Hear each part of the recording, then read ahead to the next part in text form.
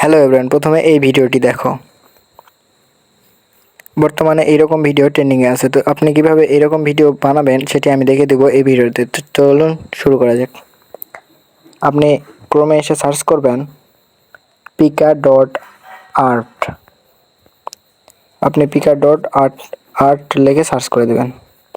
এরকম একটা ইন্টারফেস চলে আসবে। আপনি ট্রাই পিকাতে ক্লিক করে দিবেন। ক্লিক করে দেওয়ার পর আপনি সাইন আপ করে নেবেন। আমি গুগলতে সাইন আপ করে নিচ্ছি। আপনিও গুগলতে সাইন আপ করে নেবেন, না হলে করতে দেবে না। তো একটা আমি জিমেইল দিয়ে সাইন আপ করে নিচ্ছি। কন্টিনিউতে ক্লিক করে দেব।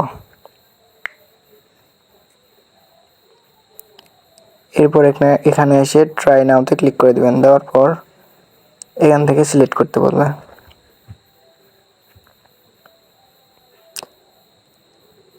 এখানে আবার চলে আসছে, আবার আপনি কন্টিনিউ দিবেন যদি আসে আবার। তো ট্রাই নাও আবার চলে আসছে, আবার দিব।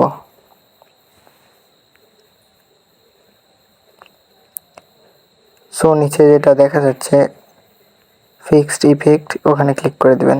নিচে যেটা ঘুরে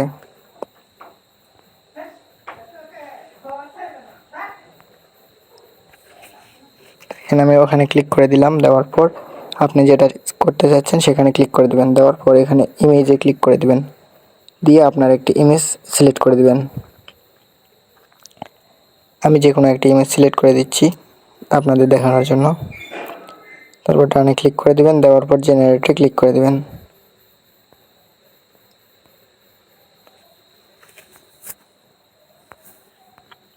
এখানে একটা প্রবলেমের জন্য হচ্ছে না, এটা আপনি আবার রিলোড করে নেবেন।